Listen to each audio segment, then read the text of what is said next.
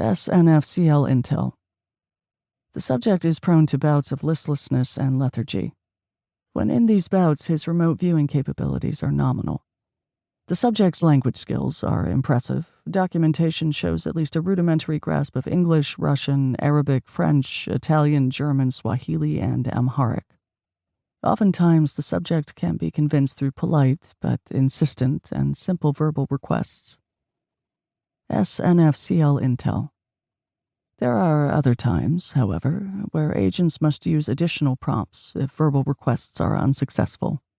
The subject's physiognomy is unusual. See additional enclosures, as well as the 2019 co-sponsored U.S. Army Intelligence HCOM report, Medical Anomalies and Non-Terrestrial Physicalities of Subject EXT-NH014. But he is not impervious to harm, despite early initial intelligence reports. See following statements. The subject is particularly susceptible to edged weaponry used against the sprouted tensile cartilage that grows from each shoulder blade.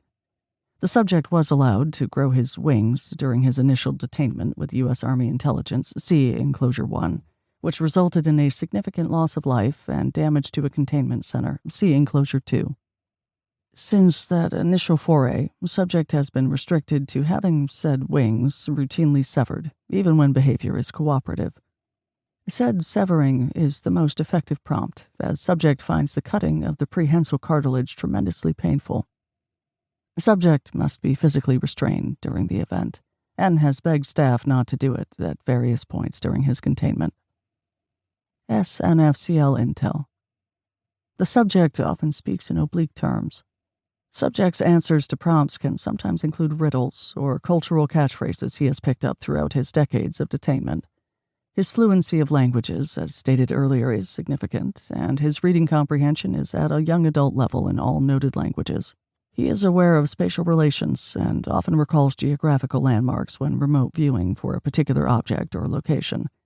He is unable or unwilling to understand time and cannot read a clock.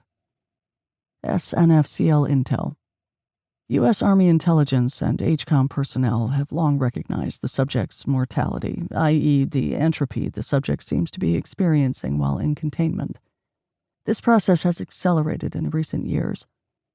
It is unclear if said entropy is due to the containment itself, the fact that his wings are regularly cut, or simply the subject's non-terrestrial nature. It is also unknown if his acts of remote viewing exacerbate his condition.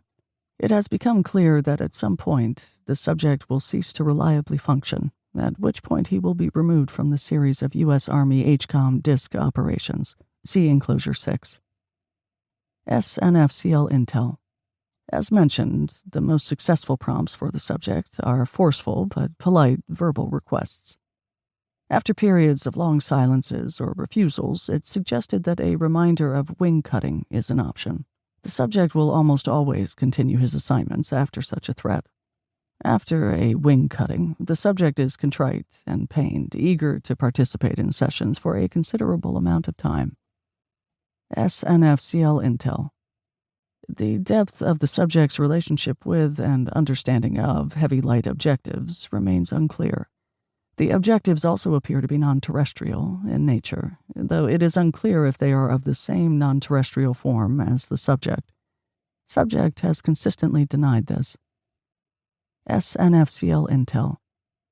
U.S. Army Intelligence HCOM DISC agents are well aware of the DoD's overarching desire to investigate the physiognomic nature of the subject.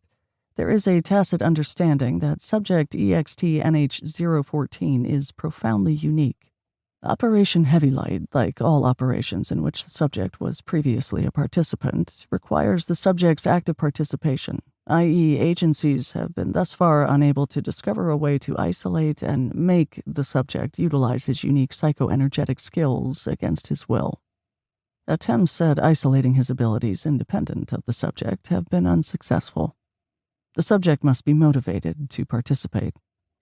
It is also understood that other agencies within the Department of Defense are eager to explore the subject's non-terrestrial physiology and psychoenergetic capabilities, and that such an investigation will take place after the subject is deemed no longer capable of producing reliable intelligence by the department's stated guidelines and an autopsy is performed.